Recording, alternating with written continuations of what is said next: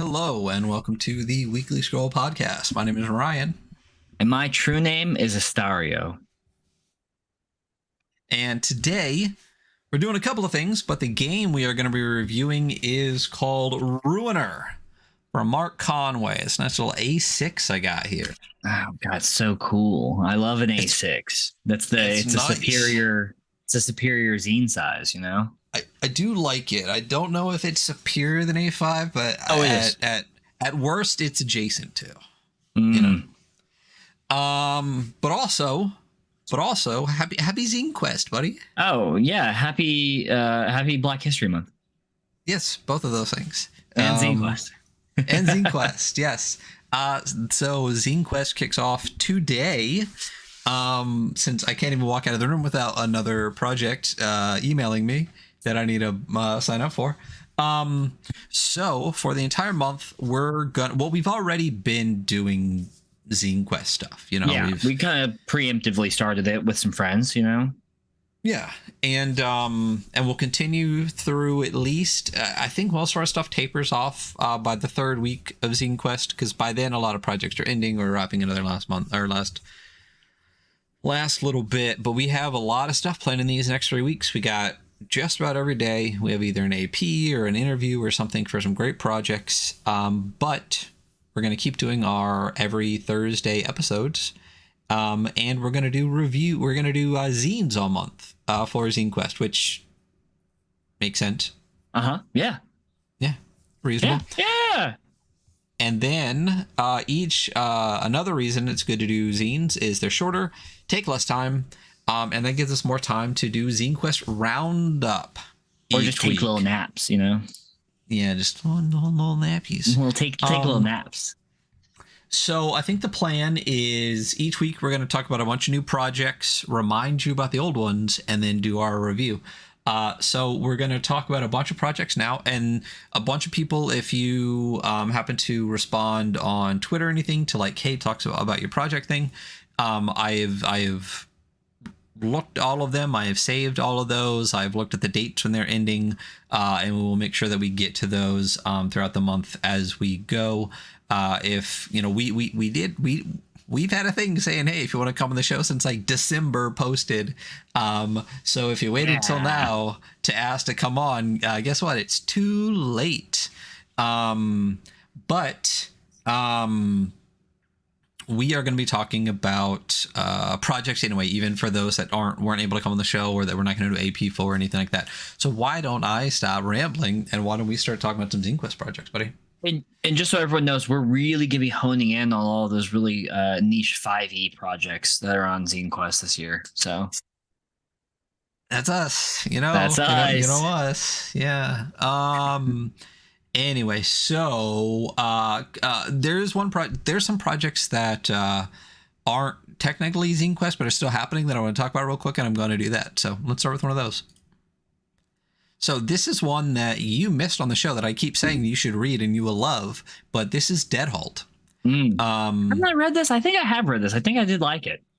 I don't know if you read it or not, but I loved this game. It's fantastic. And this is one of those games that after I complained about not having hyperlinks, they hyperlinked it. And not only that, I bought a physical after, and they drew a picture inside and signed it, like now with hyperlinks or something, like, and then sent it to me. So it's very nice of them to do that. Regardless, though, what's going on now is a Deadhalt project that has adventures on floppy disk, which means, yes, I will have to buy a floppy disk player. The only way you'll be able to access it, because there is no PDF, is if you access it on the floppy disk, and a t-shirt.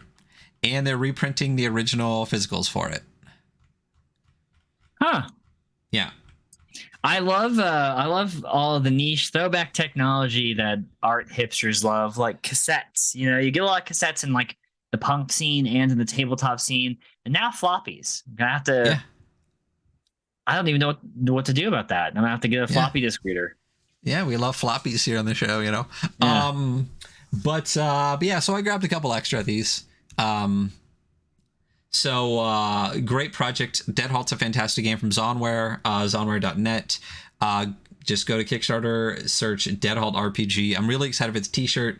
super excited for the floppy, and you can get the past released floppies as well. So of course I got those, and I've already researched a floppy disk driver with USB plug is only like $26. But so they have a ton on Amazon, so yeah, a ton. So I'll be snagging one of those faux show. Dead Halt, fantastic game. Really loved it. Really cool. Snag that real quick. Another project that's already been out for a little bit, only has 8 days to go, but I did want to talk about is Jukebox, the karaoke musical tabletop role-playing game. Be dramatic. Yeah, belt out your karaoke favorite. You're the star on the TTRPG homage to musicals of the stage and the screen. This is a cool project. Lila Macbeth Fujiwara is putting this out. First of all, the project looks great, but I'm going to be honest. I would never ever do karaoke in my life. Ever. If I had to, there's only one song I'd ever do, and I'm not going to tell anyone what that one song is because then they'll try to get me to do it. But one of the stretch goals for the project. Is that song? Let's hear it. Yeah, is that. No, is a little adventure called Swamp Goblins. And that is from Aaron motherfucking King over at the Read the Fucking Manual podcast. So, yeah, definitely wanted to support to make sure we got to that level so we could see Aaron's work in here. And I do believe that they did. Yeah. So it's $7,500 to get to that level. They're like $11,000. Regardless, it's a cool looking project. The art looks fantastic. The cover of it, it looks like a playbill, you know. It's really neat looking. It is nice cover. The art looks really good. Yeah. Project seems great. It's really interesting. Like I said, I would never do karaoke, but I would love to experience it in tabletop form. And you know, push the boundaries. That's why we do these things. So a lot of great people on the project. Looks fantastic. Definitely go back to that. That is Jukebox, the karaoke music tabletop role playing game. The next one is the Abbott trilogy. This is from an interview I did with Stuart. This is the Abbott trilogy. It is a 3 system agnostic, old school style adventure. You're definitely going to go check out the interview for that. It's 3 zines that are, and the adventure, they're all self-contained, or the whole adventure across all 3. Super interesting. The art on them is fantastic. And we had a long discussion in the interview about, you know, kind of spoilers for the 3 adventures, basically the paths that go along them. They sound fantastic. Stuart Walkinson does great stuff with Larkshire Press. I have a bunch of the things that they've done. Just a great writer, a great person, and this adventure set sounds really fantastic. And as I said, the art is great, and they're a fantastic writer as well. So you definitely want to go support this project, and go listen to the interview that I did with Stuart. I don't even know, like 80 episodes ago. Episode 128. Episode 128. Thanks, bud. That's my whole job, and this is like I just tell Ryan what episode it was. yeah, because you weren't able to make that one, but it was cool. Stuart's a great guy. Really appreciated him coming on. Hopefully, we'll see them on again in the future. But this project has 20 days left to go. It's like 2/3 of the way funded. Like I said, definitely sounds great. Definitely snag that. It's a cool project. We'll remind you to do that again. Fealty isn't it? I think that was maybe our last episode. Also, you did not make that one. That is an interview I did with the creators Michael Elliott and Galen Peugeot. Michael Elliott, we have reviewed Merger before in the past. They're Forged in the Dark, like eldritch corporate horror game. Fealty sounds really neat. First of all, the art is fantastic. Galen did amazing art. They've done a lot of really cool stuff. They did a lot of the art for a lot of Spencer Campbell stuff, like Dusk. But this project is really neat. It's about what it says, the courtly drama, incompetent monarchs, and the commoners who steer them. Basically, it is the commoners that are raised up because of their abilities to actually run a kingdom when the monarch is an incompetent piece of shit who just fucks around. It sounds really interesting. There's cards involved. There's chess pieces involved. There's a whole token system involved. It sounds incredibly interesting. I'm really excited for this one. Michael Elliott does amazing stuff.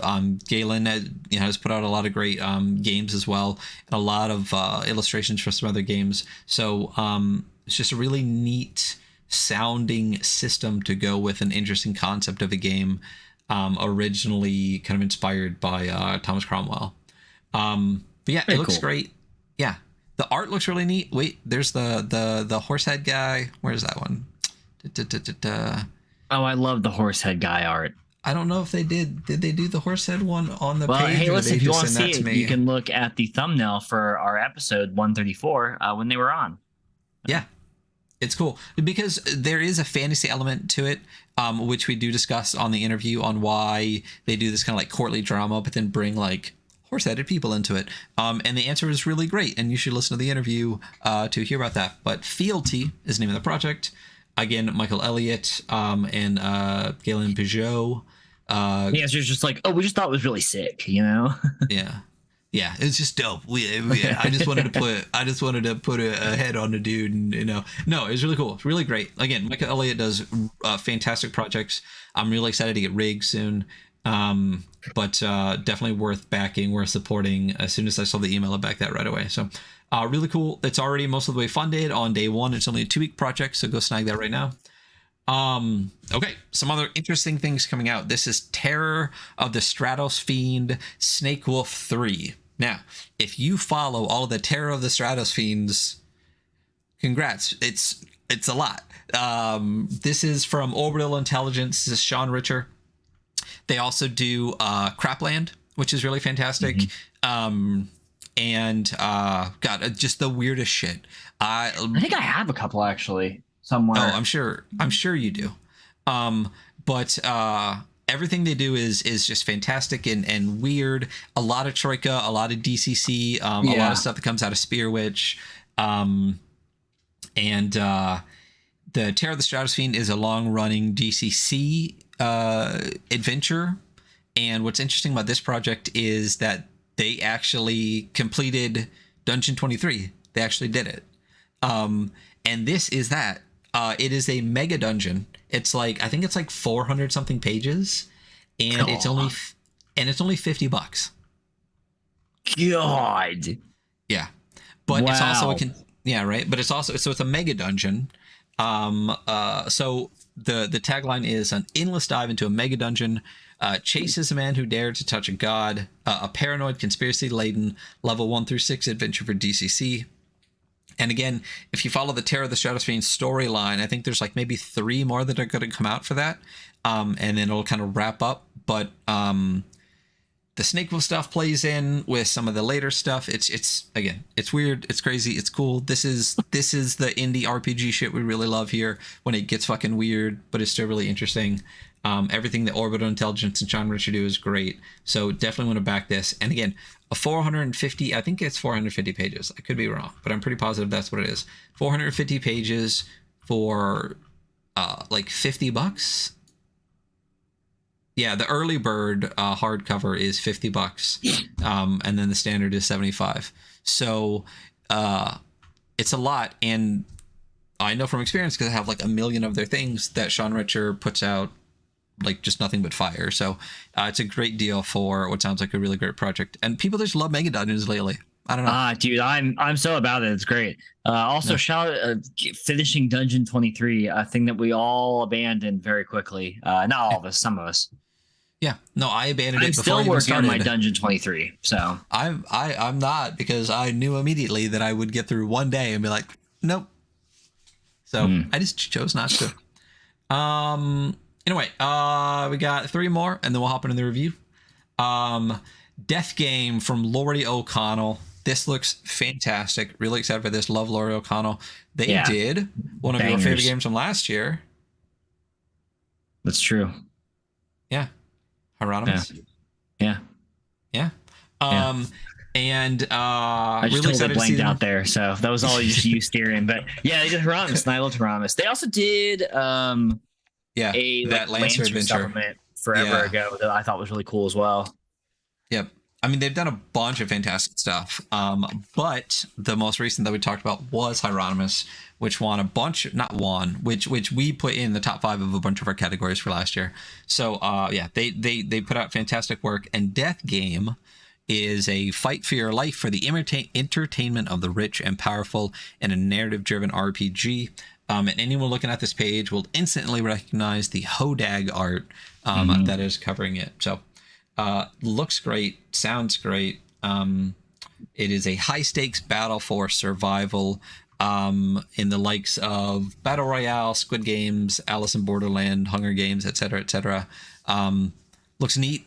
Really excited for it. Kind of popped up out of nowhere in the last like week or two on the socials, and was really excited to see it drop and come out. And again, art looks great. You should go back it. A lot of this stuff dropped today, and they are already at, it's a $3,000 goal, and they're already at almost 2K in the first, gosh, like less than an hour. So probably going to fund pretty quickly, but don't want to miss this.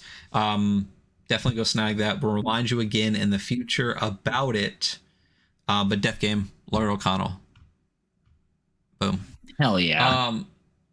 Next one, friend of the show, Alex T. Black Oath Entertainment has dropped Overwar, The Night Comes Down, Monarch Edition, a gothic fantasy strategy RPG inspired by the classic JRPG console games and the OSR. So it's, surprise, surprise, solo or co-op strategy tabletop RPG for Black Oath Entertainment.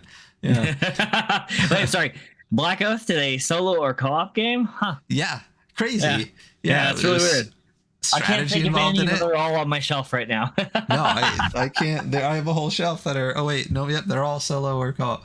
But all great. Really excited to get this one.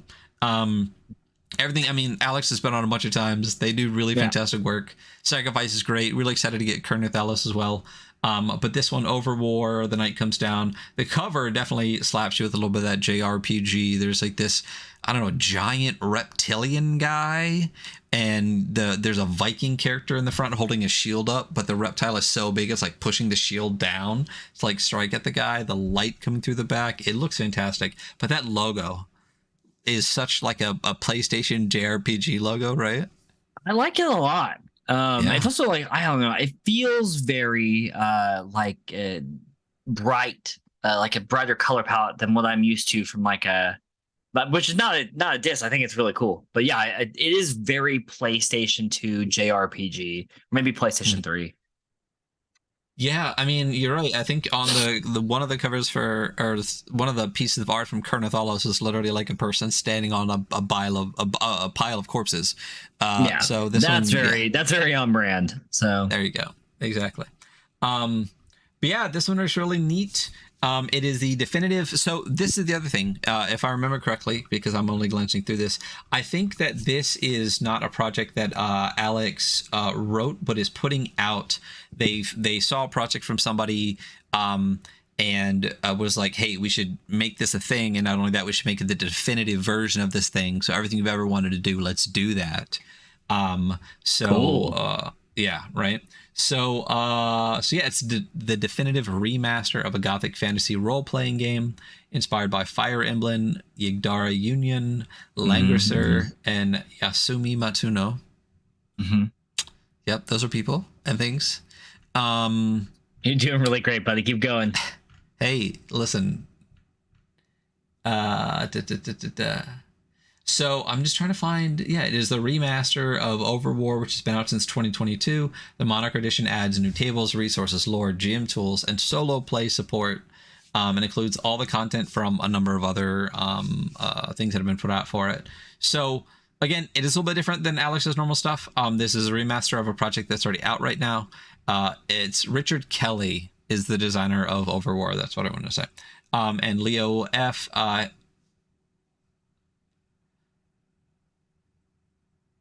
Blank down a second. Is doing a lot of the illustrations for it, as well as a number of other people. Anyway, project looks really fantastic. It is a little bit different than what Alex normally does, but clearly in their wheelhouse. Yeah, it looks great. I'm really excited for it. Yeah. And then the last one we're going to do for today, and then again, we'll do this every week, touch on some project before we get started. This is The Curse of Misling Grove, a fantasy role-playing adventure module. This is from Idle Cartulary. You might know them from their Playful Void blog, the bathtub reviews. Love reading those. They're really good, really interesting. I really like... I don't always agree with everything, but I really love the way that they look at games. Yeah, I agree. I don't always line up with their opinions, but I always appreciate them. You know, I'm always like, this is a good point of view, you know? Also, it makes me wish that I had a bathtub so that I could do bathtub reviews, even if I didn't post them. That just sounds like a good time. So it does. You know, nice bath. I have a bathtub. I only have a shower. Not a bath, though. So, yeah. You could technically just lay. I could. That's a really good idea, Ryan. Anything is a bathtub if you try. I'll plug up the drain and I'll just lay there on the floor like a dying rat. Do it. and then write a review while you're doing that. Yeah. Oh, that's great. I'll get to that. Yeah. So, The Curse of Misling Grove is a fantasy role-playing adventure module written for OSE or other similar fantasy role-playing games. In it, your heroes are rogues, will breach the unbreachable door in the cursed Renwall Tower in a grove cloaked in perpetual storm and learn what happened in that cursed place centuries ago. Honestly, anything that that Novo puts out, I will snag up. They put a couple of things out recently. Hiss is really great. Hell on Rev X, fantastic. And I love the Ludicrous Compendium. It's a really interesting bestiary, but each entry starts with like haikus or like poems. So it's a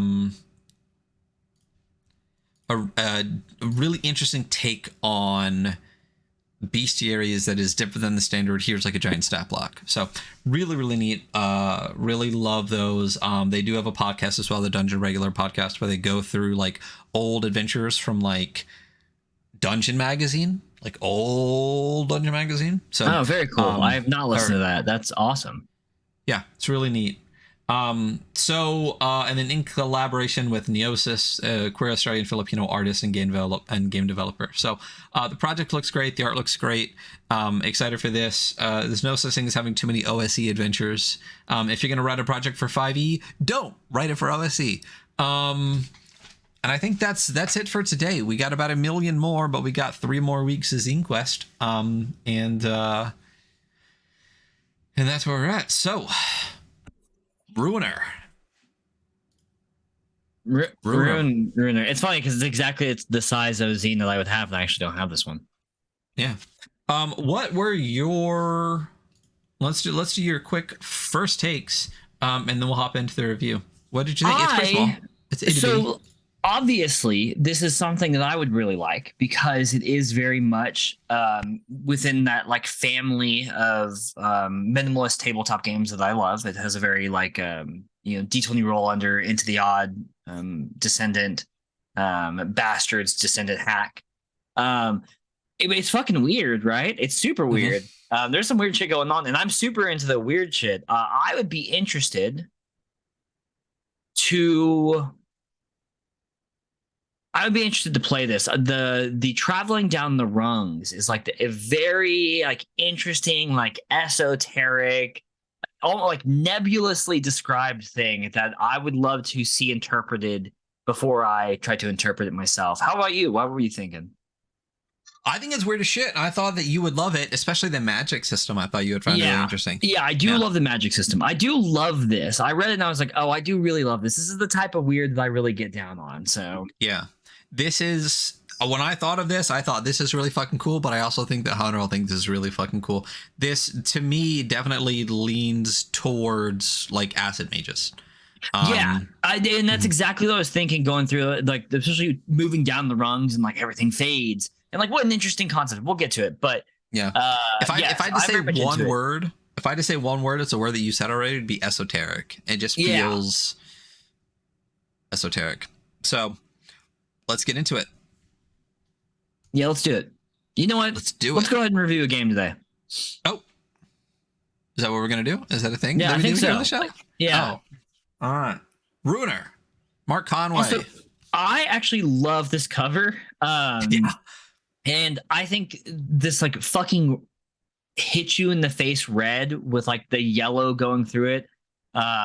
It works incredibly well. Yeah. Yeah, I think it works to a point, and then I've read this thing so many times, I'm like, fuck. Like, it's a lot. It's a lot to get you. But I do love the cover. So there is a logo repeated 3 times on the cover. It's Ruiner written in 2 different fonts tagged together. And then there's this like red orange background. And then it's got it in very yellow. loud. It's got it in. If you're so listening, loud. it's so loud you can almost hear it on the podcast. Yeah. Over our yelling. Which means it's loud as fuck. Let me put up my thing that reminds me. Stop yelling. You know, if I was one of those people that had the mic like right at my lips, I feel like I wouldn't yell so much, but I'm not, so I don't. Do it, coward. Can't. I won't. I'm here with the mic. I'll just go. Anyway, so and then the logo's in yellow. It's in like this weird kind of foresty green color that I'm positive that's not the color it really is. When I look at it, but the other colors around it are so bright, I feel like it warps it into a different color, but it's green. What's it? Wait, hold on. Look, let me see the physical real quick. You have the physical in front of you, right? Also, by the way, this is definitely one of those where I'm getting the physical tomorrow when I get paid. It's darker in the physical, it feels like. Yeah. Well, I mean, that's probably just the ink on the paper. Yeah. But like I said, I also think it's one of those things where like the colors around it are so bright that it makes your eyes see the color a little differently. I don't know. That's what it feels like to me. And then white on the bottom. Anyway, so it says Ruiner like 6 times on the front. It's great. I love how it fits on the cover of the A6. It's really great. I love it. This is from Mark Conway. You can find a lot of stuff from Mark Conway. Might see them on the show tomorrow. Who knows? Who knows, really? Who knows? Who knows? We'll see. So it hops right into it. I mean, the thing is, it's like 9 before the adventure. I think it's maybe 9 A6 pages, and that's all it is. So, yeah, I'm gonna be real with you. I actually did not read the adventure.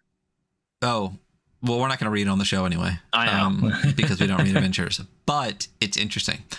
So characters, it's a 5-step process for your character creation, and that's it. Do you want to rip one up real quick? I mean, might as well. Oh, do I want to create a character? Absolutely. Yeah. Where am I? Oh, yeah, that's right. Do you know that I installed a little drawer on my desk because there wasn't one, and I've been putting stuff in here to use on the show, and I've forgotten it's all in here. You got to use it. You know what I have that I never remember, but I should keep with me all the time?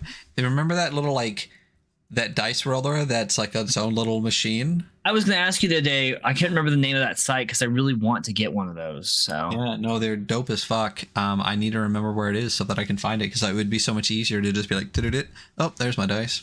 I honestly don't even know where it is. I need to find it. It wasn't cheap, so I should find it. Anyway, so step 1. We're doing great. we're getting there. Roll 3d6 for each ability. 3d6 for precision, prowess, and presence. I love that it's 3 Ps. Gotta love the alliteration.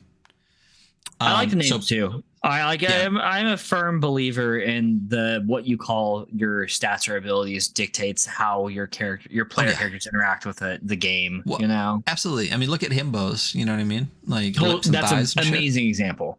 Yeah. So precision is agility and cunning, doing things adroitly, skill, wit, etc. So it's not just physical, it's mental as well. Prowess is strength and intimidation, again, physical and mental things, doing things mightily. And then presence is will and magnetism, doing things majestically with great sagacity or charisma. So 3d6, what are your stats? Wow, this is not the best I've ever rolled, I'll tell you that. I have a 6 for precision.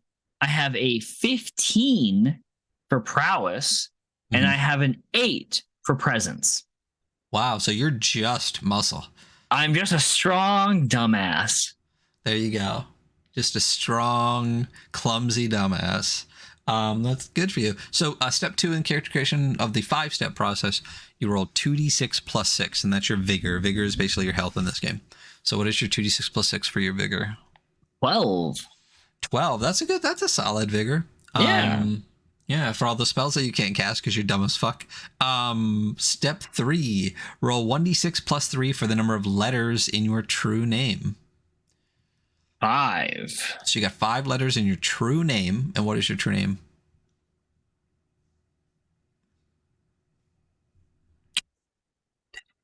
I gotta fucking come up with a 5-letter word on the fly. Okay, well, you keep going. I'll go to step 4. Step 4, choose your weapons and armor as well as 2 curios. You know what? Fuck it. You know what? My true name is James. So fantastic. There you go. Good old Jimbo. Jimbo also 5 letters. 2 curios. So choose your weapons and armor as well as 2 curios to carry with you in your inventory. Your inventory slots are equal to your prowess score plus 2. So you have high prowess. So do you have 17 inventory slots? Yeah. Carry big things, you know? There you go. And then step 5, roll your anointment. So roll a 1d6 and we'll tell you what your anointment is. 3. So you got stone that sinks the body is your anointment. You have an armor of -1, and you are ponderous in being. Just like real life. Yeah. So the game is so light. I wouldn't mind if it told me what the fucking anointment was. You know what I mean? Like, I get it. I do get totally. I don't know. I love when things are explained well, but sometimes on these smaller projects, and especially this one that kind of leans into this like esoteric, not everything's explained. It's just like, this is what it is. And you're like, well, what the fuck does that mean, man? But like leaving that like kind of open space for interpretation, or maybe just never really understanding. I personally kind of enjoy that. Yeah, but I wouldn't mind if it was like, roll for your anointment from the gods or something, you know what I mean? Or your anointment from the holy la la la, you know what I mean? Like, it can still be like a weird esoteric thing and still give me just a tiny bit more, you know? Like, I don't need it to be like, roll for your anointment. Your anointment is X, Y, and Z, you know what I mean? Like, even just a slight bit more, like I said, even if it's just, again, anointment from something, you know? From the heavenly light or something, you know? Then I'd be like, okay.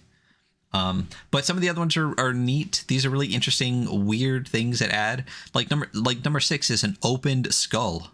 You are forgetful. Yeah, and may change your sorceries after resting.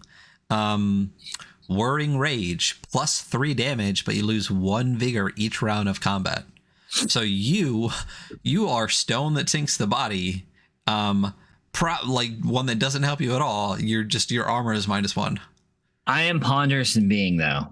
Yeah, you are ponderous. No. Yeah, with all of your all of my great ability to ponder. Yeah. So that's it. That's your character. That's you. What's your true name, Jimbo? James? James. James we went with. It's got 5 letters. Yep. Rules pretty easy. To accomplish something dubious, you roll a d20 with the result. So what I like about the system, let me say the words and then I'll say it. So roll a d20 with the result under your relevant ability score, but above the obstacle's difficulty value. Any result not within this margin is a failure. So it's not just a roll under system. It's a roll under, roll over, like margin system. Yeah. I do. I did like that upon reading. I was like, oh, cool. I think creating a more narrow band based on what you're doing. The rule is appealing to me as a D20 roll under guy. Yeah. Well, what's interesting is the next part on why I think that really works in this is that difficulty value ranges from 1 onwards, from easy to hard. Obstacles, everything has a difficulty value, and if you fail the roll, something vicious happens. A foe hits back, traps it off, etc., etc. This is what sucks for you. If the DV, the difficulty value, is ever higher than your ability score, you must roll the exact DV score to succeed. So, what did you get? Like a 5 and an 8 on 2 of your scores? I got a 6 and an 8, which it's not high. Those are low numbers. Yeah. I will say it makes your margin really fucking big though. Yeah. But I don't think there's a lot of things that are like 12 DV. So, yeah. The 15's Anyway, great. You know, the 15 I'll probably hit a couple things. yeah, just swing hard, swing for the fences. A single character may test an obstacle to advance the entire party. In combat, everyone acts independently. If a situation falls in your favor, roll the die twice. Pretty simple advantage system there. There's not really, it only talks about the favor, it doesn't talk about disfavor, so there's really no disadvantage, it seems like, which is fine. I like how simple that is. It's like fucking 12 words and that's it. I really do like the next part though. Whenever you encounter harm, you may invoke your true name to avoid it completely. After avoiding, roll 1d6. The result is equal to the number of letters revealed in your true name. And if your entire true name is revealed, foes will smell you throughout the rung. So they'll just smell you, you know? Smell you. They can smell your exposed true name. So I have 5 letters in my true name, which means that I could invoke it one time and possibly just reveal the entire thing. Theoretically, yeah. You have a 2 out of 6. You have a 1 in 3 chance. Yeah. Yeah. And then if I use my true name twice, I'm pretty much almost guaranteed to reveal my entire true name. But it's only by rung. I do like that things reset after each rung, which is really cool. Yeah.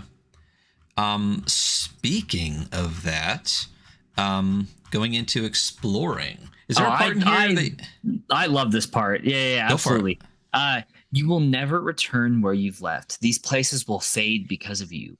Rungs are where you search for hoarded valuables, where curses are grown and soaked into your stone face. You have a stone face. From where you enter, pardon me, from where you entered cannot be returned. So further you must sink. So I'll just read the whole thing. There's not much, so there's no reason not to. In the rungs, there's no time, but there are brief moments of respite. You may take a brief rest that replenishes 2d6 vigor when not in peril. While resting, foes will seek you out. There is a 2 in 6 chance of 1d6 random foes besetting you.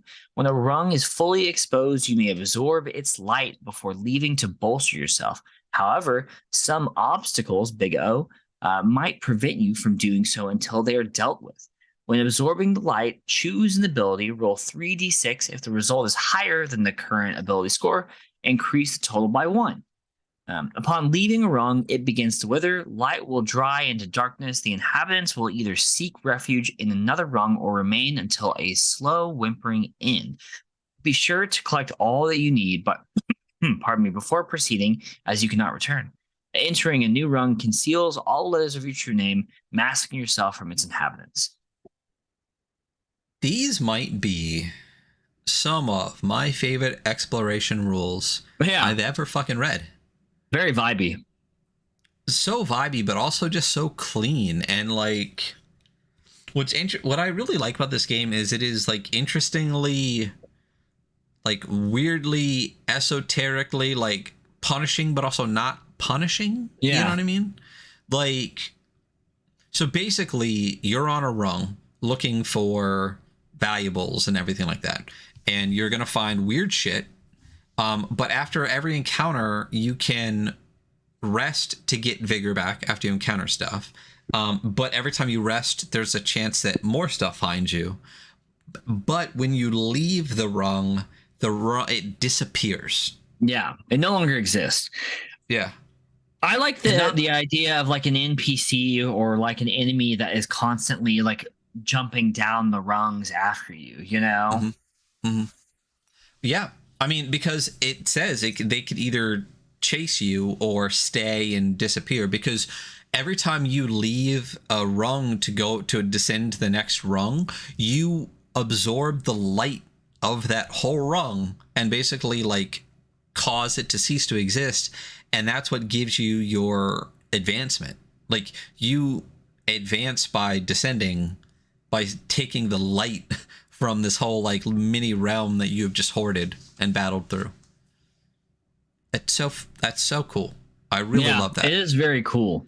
Yeah, as an advancement system, I really love that you're just like, well, I've looted this whole weird esoteric realm.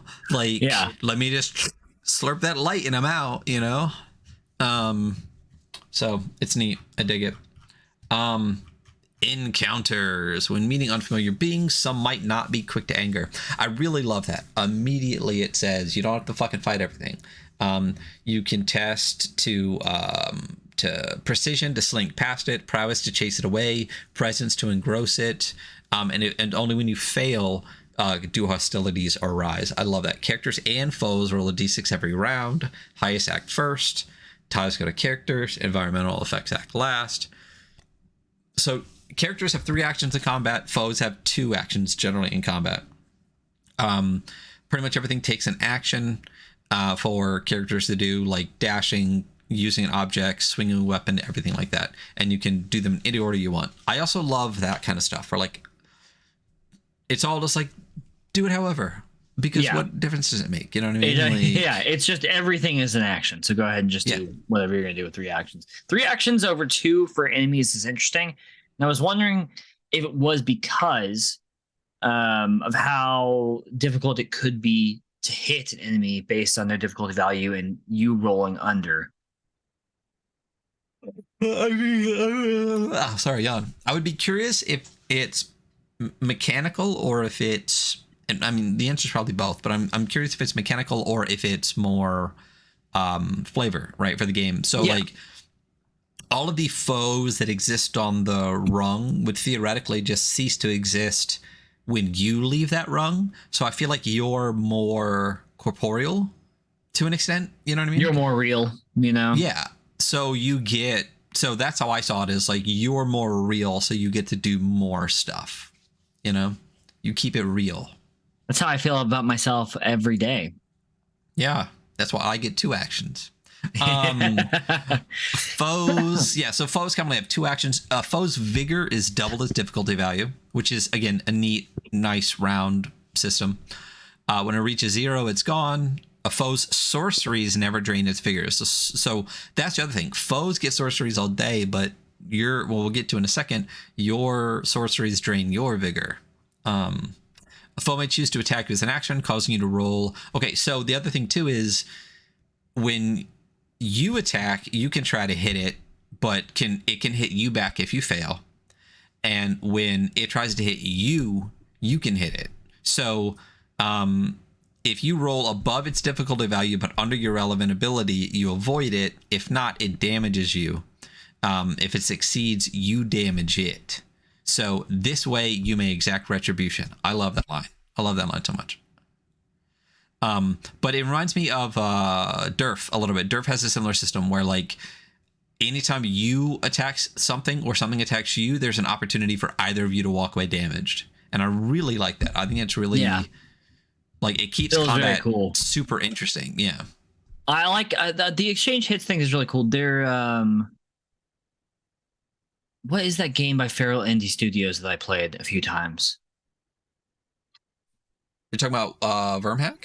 Yes. Vermhack also has like an exchange, like a potential for exchanging blows. And I always enjoy it. It makes combat feel very active. You know, even if there aren't many rules to the game, it feels a lot deeper just by the nature of like when somebody walks up to the plate to hit, like they might get hit. Yeah. Just like real life. Yeah. I mean, yeah. We should do Vermhack though. Original. There we go. Not extra crispy. Yeah. When being bested, foes test morale successfully. I like this too. Another thing that you kind of talked about earlier. When you defeat a foe, or when you are beating one, they can test morale, and some might flee or become sycophants. And I like that. We'll get to sycophants in a little bit. Sorcerer's words, curios, and other effects last for a single encounter or scene unless noted. Also like that, your effects just last as long as the reason you cause them. Equipment is interesting. So it gives you basically weapons and armor right off the bat, and there's no reason why you couldn't do a two-handed or ranged or a large or a small, or like, I mean, there's armor that is literally up to like -4 if you want right off the bat, you know, but it self-balances, which is really interesting. So on your character, what would you pick? Because you get a weapon and an armor, but you start with -1. Oh, gosh. So weapon options are small, standard, large, ranged, and unarmed. I'm imagining James is incredibly stupid and strong. So I'm thinking Yes. unarmed. I'm thinking he is like a wild man. I'm playing Tarzan, you know? Gotcha. Okay. I thought you were going to go large. You went the completely opposite of what I was thinking. No, he's too stupid to wield a weapon efficiently. So Yeah, I mean, that's true. we can talk about large weapons. He's going with a large weapon, Ryan. Is that what you wanted me to say? No. That's what I assumed you would go with. Whatever, man. Whatever. I love the unarmed one. That's really, I mean, that's the thing is you can do an interesting take. So let's talk about the differences between the two, because again, there's no reason you can take one or the other. Precision or prowess instead. Or prowess. So yeah. Oh yeah. I but do. you use prowess. Yeah. I use prowess. Unarmed precision or prowess. It's 1d3, but with each successful unarmed attack, you may make another attack at no action cost. So if you just keep hitting, you just keep hitting. You just keep hitting. Yeah. You swing until you miss. It's a cool unarmored rule because usually you're like unarmored, you do less damage. And you're like, well, why would I ever like be unarmed then? This one's like, you do less damage, but hey, just keep fucking swinging, guy. Yeah, just keep punching. But compare that to large, right? Prowess, it's 1d6, so theoretically double the damage. But on a result of 1 to 3, you re-roll the die and add the previous result onto the new one. So you could theoretically do a big hit, like because you could just roll again and again. As a single action, large weapons may be broken to destroy a foe's armor, but it takes up 2 inventory slots. So, I mean, the thing with the large one is there's not a huge drawback to not taking it. But if you have a low prowess, obviously you're not going to go with it. It's going to take up a bunch of inventory slots. But yeah, so there's differences. But I do like the flavor of like if you hit, just keep hitting. So there's armor. So there's armor and then there's shields. Right? Right. Right. But so armor negates damage received by -1 to -4. So you already start with -1 armor. Do you think that means that that's all you get, or that's just that's in addition, like that's just you on your own? Because it was like Skin of Stone, right? I would say that's just you. Yeah, I did say that. I would say this. Yeah, this is just a stone guy who's just throwing hands and has no armor on because he is -1 already. Well, but here's the thing. It lowers your precision score and reduces sorceress words by the amount equal to the damage negation, right? Yeah. So my precision already sucks, so I wouldn't go above a -1. Right. Well, and it takes up inventory slots. Go ahead. And it takes up inventory slots equal to this. So if you take -4, you reduce your precision by 4 and take up 4 slots in your inventory. That's a lot. Holy shit. Yeah.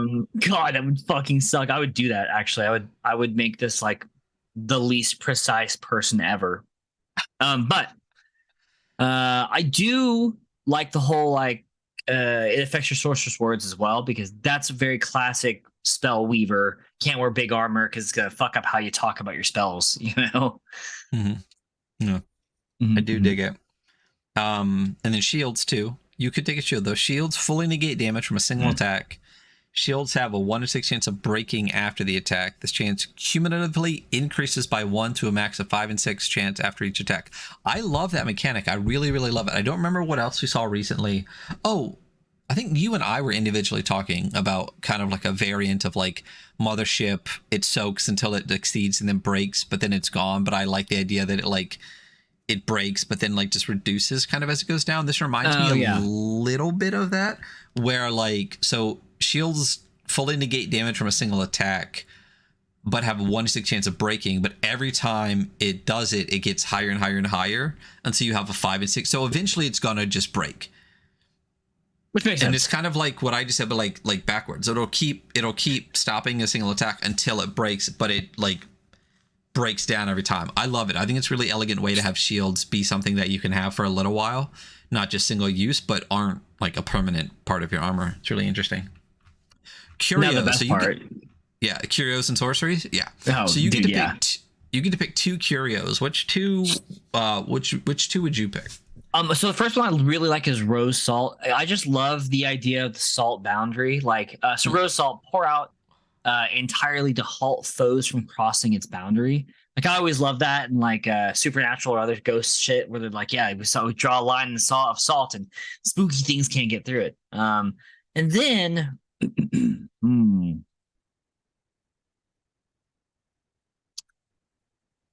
I think maybe Jar. Well, no, this character's not gonna be able to cast, so not Jar from a God's Brain. Cool one though. It's a cool one though. It is a very cool one. Ooh, I don't know. What would you pick as my second one? What would I pick as your second one? I have no idea. Can I tell you my favorite one? Tell me your favorite one. Ashes of Yourself. I was gonna say that's a really good one. Yeah. So Ashes of Yourself. This was once you rub on body to avoid death. Bro, I love that. It's so good. It's so good. And going back to the one you just said, the jar from God's Brain, a sorcerer's word can be spat in here for later use. Love that. The names, the name, the forbidden face paint, the shriveled fist, the unbound rope can be limitlessly unspooled until cut. This is an endless fucking rope. Yeah. Until you cut it, and then it is what it is. But yeah, like, but then there's like the child's mask from a child who never grew. Damn. Yeah. So what's your other one? What you taking? Oh, I would probably do for this person Ashes of Yourself, because like, you know, they're gonna probably die punching somebody in the face at some point. Yeah, but you have like 1 million vigor, don't you? You have like 12 vigor. I have 12. Not 1 million. Yeah. You know? Close enough. But that's, yeah, I love the curios. They're so good. And you just get to start with 2. And then sorceries. Talk to me about sorceries. I love this system. It's similar to a system that I'm kind of toying with, so it makes me go, you know? So, from whose brain did you pluck these words? The envious would gurgle your gray matter for those secrets. You should be proud. To speak your sorcery, roll presence, explain what you intend to do. The difficulty value of a sorcery is equal to the number of syllables uttered. After casting, the same number is drained from your vigor.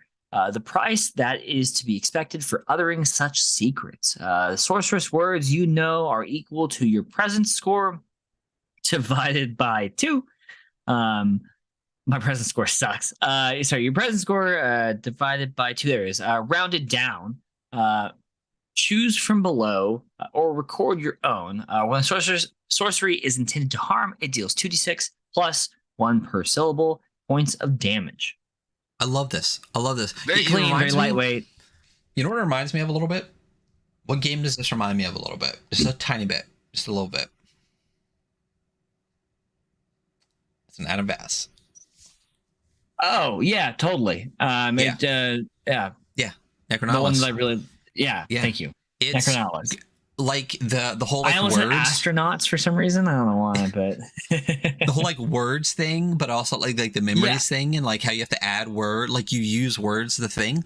I like that it's similar to this, and it's not just like a word and you get a word. I love that it's like syllables to the word. So light and weapon are very different versus also like immolate. Like you could have super long words if you really wanted to, but also like the amount of vigor that you drain from yourself, like based on the equal to the number of syllables you utter. So like a 4-syllable word you could like almost kill yourself with. That's crazy. Yeah. Wow. Yeah. I love that. I think that's one of the most interesting magic things ever, where it's just like, I mean, clearly we've done things where there's like blood magic. Of course, you hurt yourself to cast spells, whatever. But I really love that it's literally like these secret words you're not supposed to utter, these words of power. And like when you do, like the longer the word is, more powerful it is, but the more it hurts you. It's just such an interesting. I also just love like the words of power type of magic. I think it's really cool. Have you seen Adventure Time? Okay. All the every time the lich pops up and he gives, it's like a one word fall. Yeah. And you're like, oh fuck. Yeah. Yeah. It's so good. Good times. It's so good. Last page really is the sycophants and the rungs. So I really dig the sycophants. As you proceed, those there will be those seeking power in your presence. These sycophants are beings met within the rungs, or even former foes you spared. For each sorceress word taught to it, a sycophant will follow you. While the sycophant is in your company, the sorceress word is unutterable to you.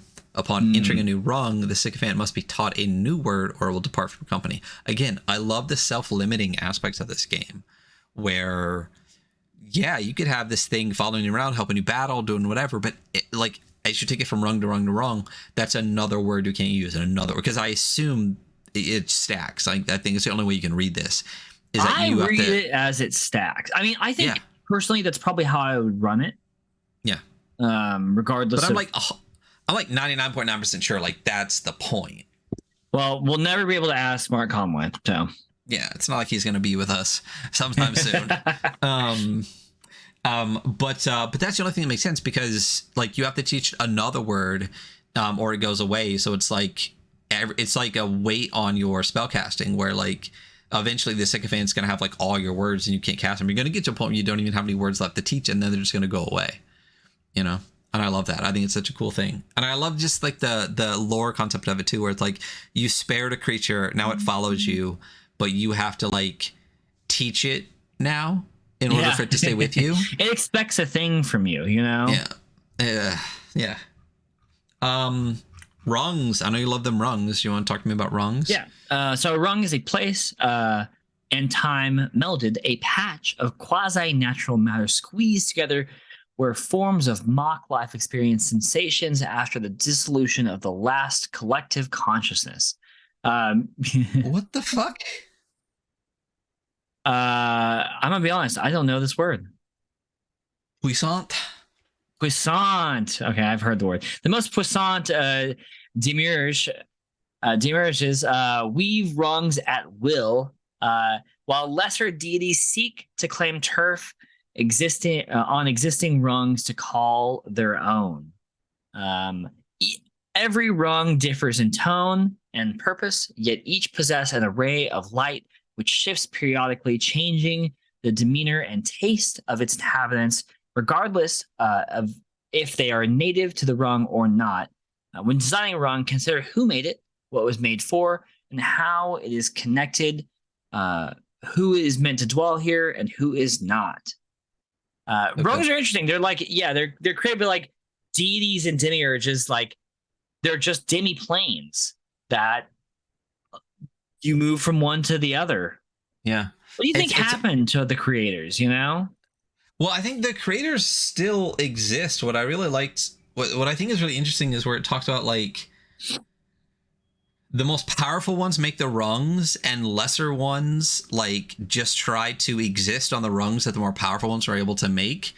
There's so much flavor in like one fucking line there that's so interesting. But I also love the chain absolute. This rung is fettered links of god intestines tying together chambers of light. Of course. So good. And I really love the map setup too. Like it reminds me a little, not in the same, it doesn't remind me of the Bastards map in that it looks similar, but it reminds me of it in the way that it's like a abstract-ish, but it totally makes sense-ish kind of way. Absolutely. Yeah. I think this game lists Bastards as a influence somewhere. I don't think it lists anything as an influence. Oh, that's right, because I was looking at it on Spear Witch. Ah, well then, yeah, that would make sense. And Drive-Thru RPG. But I do love that it's very ZineQuest, which is with the S, which is the right way to say it.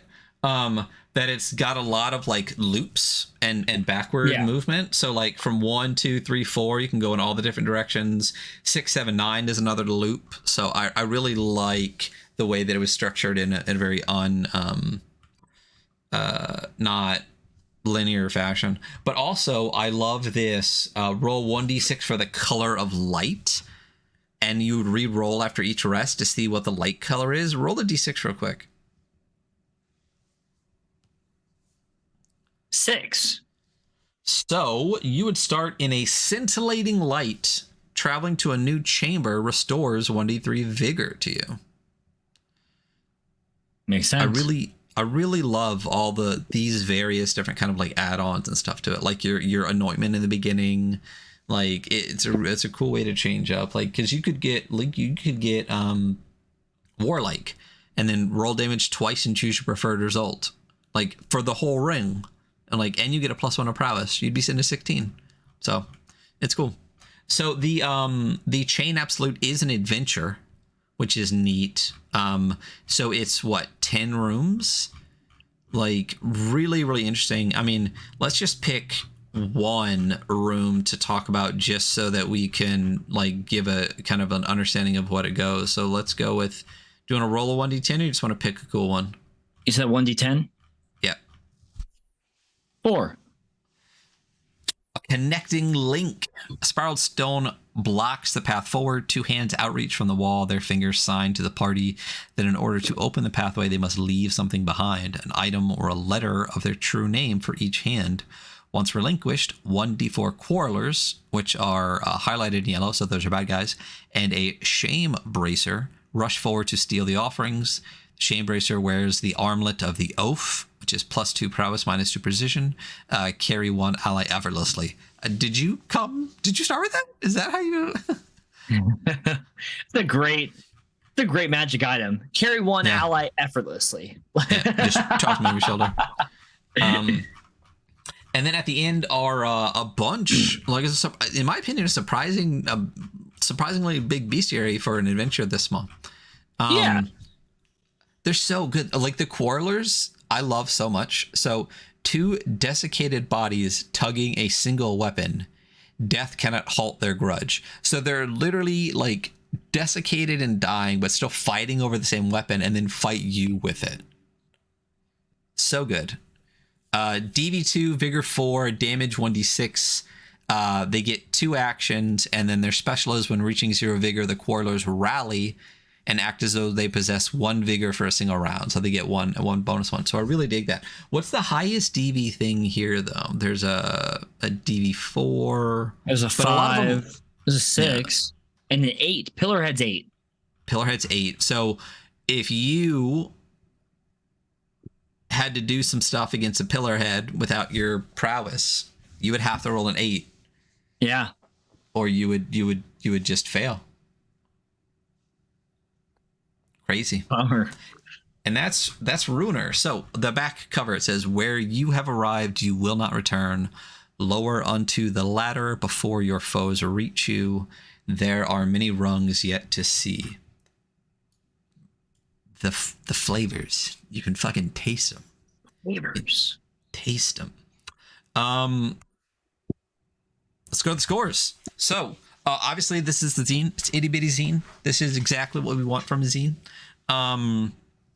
We do 3 scores: visual, rule set, and vibes. Visuals are all the visuals. Rule set is the rule set, and vibes are the vibes.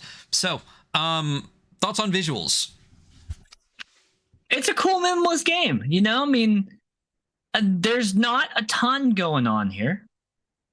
But it's nice to look at. I like that it's like this really like incredibly bright, loud red. What do you think? I mean, I like the font too. But yeah, it's very minimal. Yeah, I mean, I like it. I think that the color choice it's readable. I will say that. I do think though, like when actually reading it, the headers on each page, there's only 3 colors in the whole thing. It's well, I guess 4. There's the background red, orange color. There's a yellow, there's a green, and there's a white. And then the headers on each page, like exploring encounters, are yellow with like a green drop shadow. Yeah. In the physical, I'm not a huge fan of that. I like it in digital, so that's interesting. But also, it is when it's just the red and yellow, it does get like it's supposed to be weird on your eyes, obviously, because shit's weird. But I don't know. Sometimes it's a little bit illegible. Like, obviously, we want it. Give me like a piece or 2 of art. You know, the other thing too is like acid mages didn't really have like quote unquote art, but it still had like designy backgrounds Yeah. and stuff. There a was little some bit stuff more. going on in the background. Right. Yeah. I mean, I would rate this below that, you know? Yeah. I mean, even when we look at others, I think here's the thing is I like it. I think it's good. Yeah. But I think that if anything's lacking in this, it's visuals. I would super agree. I mean, I think for me, this is like a good 6 for visuals. Yeah, six is where my mind was going. Yeah. Because I mean, if this was expanded a little bit, had just like a couple of random pieces. I mean, the whole thing literally is only 15 pages. Even if they bumped it out to 20 to put just like 1 or 2 pieces, a picture of the quarreler, a picture of like page ender, page starter art, header art, something just a little. You know, it needs a little bit more visually, but for a super minimalist zine, like it's fine. Again, 5 is not bad. 5 is just nothing good or bad to say about it. It's bang average. I think 6 does work. I think the weird colors do pop it up a little bit. Rule set. Cool rule set. Cool spin on one of my favorite like rule set types, the D20 roll under, made popular by a lot of games. I like the spells. I like the true name thing. None of it's very like heavy, but I feel like you'd use it. I think that there is a lot to be said about the self-regulation of the rules, like you were talking about. Like for every bonus, there is a negative when it comes to like equipment, or I mean, even using your true name. I think it's a lot of really cool stuff added on to that, like into the Odd-esque framework that doesn't detract from it and doesn't add like layers of complexity that are unnecessary. So I think pretty highly of this rule set. Yeah, I really dig it. I mean, for the same reasons you just said, I like that it feels elegant. Yeah, absolutely. It feels elegant. Yeah, and there's nothing in the rules that I'm like, you don't really need that. Like everything that is, all the little systems in it feel, once you've read them, it feels necessary. You know what I mean? Yeah. And yeah, the magic's great. And again, the self-regulation is fantastic. It's just like, yeah, take -4 armor, go for it, and then just be fucked and have no precision, no spell words, which means no sycophants, which means like most of your inventory is gone too. So it's really interesting. Like you rolled up a character that has like nothing but prowess, you know, so you could really lean into that or try to bump it up. So yeah, I really like it a lot. What are your thoughts? I'm thinking like a really good solid 7 on this one. Oh, really? I could do 8. I'm between 7 and 8. I was at an 8. Okay, actually. Let's do 8. I think 8. I said 7 and I was like, man, maybe I would. Maybe I think it's an 8 actually. Yeah. So. For a rules light game, I really dig this. I would play the hell out of this. And again, there's nothing that I can think that I would be like, man, I there's nothing mechanically that I'm like, man, I wish it had this. You know what I mean? Yeah. Like at all. That's very fair. At all. So vibes, and everything that is there. Yeah. How you feel? Vibes. I feel vibey. I feel vibes are good on this. This is a great example of someone whose like writing voice comes through their game and really well and works really well with it and adds to the weird esoteric other planar nature of this game without writing like long like paragraphs of prose. I love this. I think it's hella big vibes, you know? Yeah. Hella big vibes. The interesting thing about this is that if you cut like 5 sentences from this entire thing, it feels like I'm gonna play a different game. You know what I mean? Yeah, totally. Like things like and even the way that it says things like random foes besetting you. Like that's a whole different vibe than like an enemy comes around the corner or an enemy attacks. You know what I mean? Like foes beset you. But like, what's that one that I said that I really, really loved? The one that was like, I don't remember now. Oh, even just the fettered links of God intestines. That's a great one.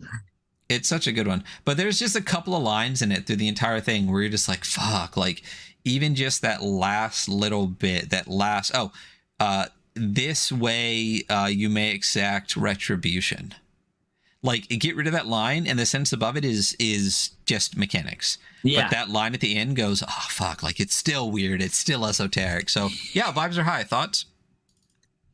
I'm thinking another 8. Yeah, that's where I was at too. 8, easy 8.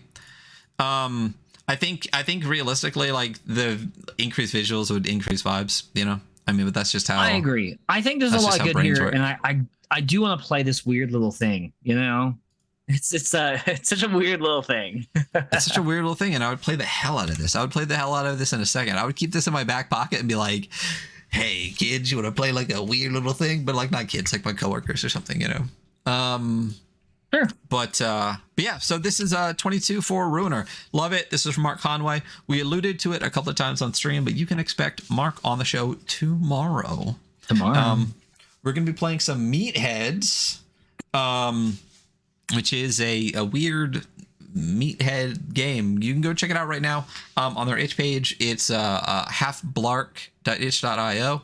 Check them out on Twitter at halfblark as well. You'll see meatheads on everything. We're going to be doing an actual play tomorrow. It's myself, Hunter, and Stella Condre, who was on our show for some Liminal Horror previously.